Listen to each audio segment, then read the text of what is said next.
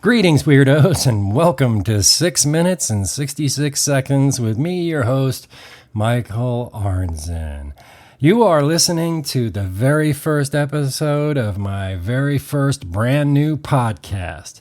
And if you haven't figured it out yet, the plan is to have every episode last just 6 minutes and 66 seconds. In other words, 7 minutes and 6 seconds, okay?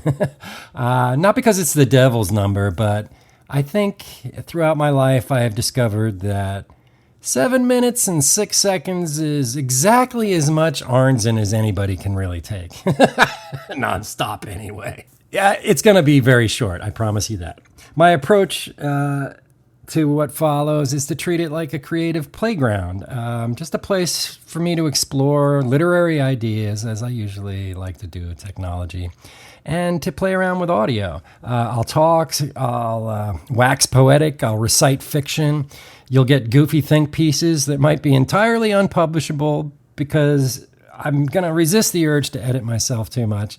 I'm going to resist the urge to overscript this and just allow myself to go freely to make it sound something like you might get if you were to attend one of my fiction or poetry readings.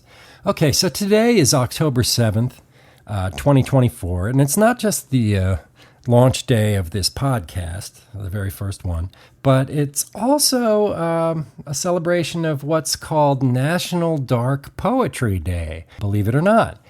Today, October 7th, is the day that Edgar Allan Poe died in 1849. And sickos like me, who love Poe and write in the tradition of Poe, perhaps, have been celebrating this day in his honor for several years now, though I notice fewer people are using the hashtag for it. But if you want to participate, it's not too late. Hashtag National Dark Poetry Day or just Dark Poetry Day.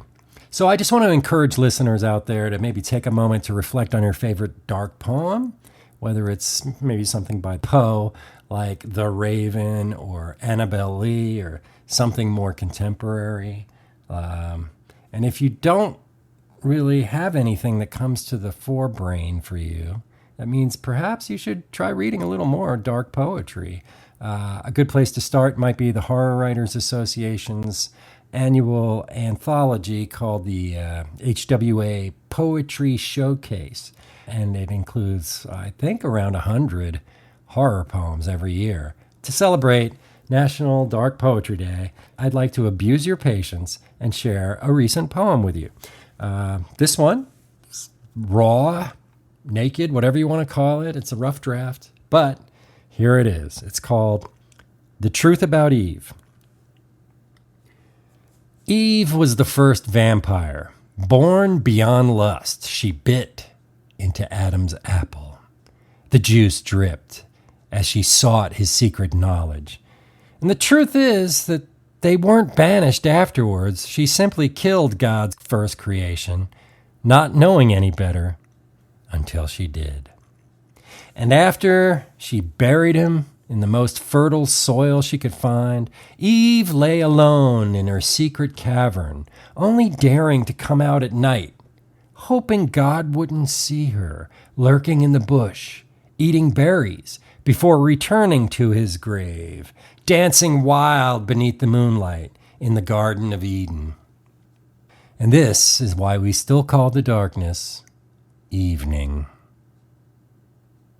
Was that kind of like a dad joke at the end there? I don't know, but I like a good twist ending, so that's what you got with that poem. The Truth About Eve. Sacrilegious right from the get-go. I apologize. Wait a minute, hold on. I want to take a step back from that poem for a second and let you know that the second I finished reading it, I took a pause and I researched the word origin for the name Eve because I wasn't really sure.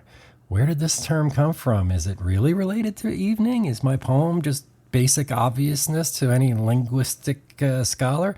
Well, anyway, what I found out at the online etymology dictionary is that Eve, in terms of evening or at night, comes from the Old English term efen, which I think I'm pronouncing correctly, It's just that we've lost the terminal N over time, so it's just Eve, okay? That's what refers to the time of day. But Eve is also presented here in the online etymology dictionary as being a female proper name. It says it's the biblical first woman, late Latin from Hebrew, Hawa, literally a living being. So that makes a lot of sense in terms of the biblical name, a living being. So Eve means alive.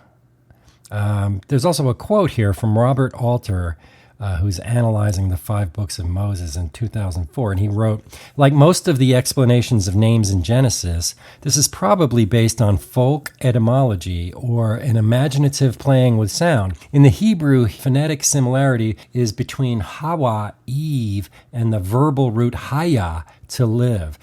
It has also been proposed that Eve's name conceals very different origins, for it sounds suspiciously like the Aramaic word for serpent. Whoa. So Eve has kind of been associated with evil all along.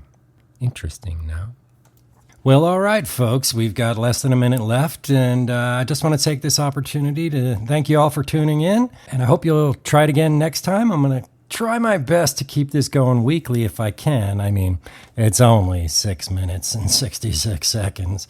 But next time, my plan right now is to share with you some of what I've been up to lately, including working on my first screenplay, which was produced a week or two ago. And I think this podcast could use a little more music, so I'll try to bring that in next time too. To see what I'm up to lately, you can always visit me at my website, gorlitz.com. In the future, visit 6 minutes, 66 seconds at 6m66s.com for information and previous recordings. No clowns were harmed in the making of this podcast, just mimes.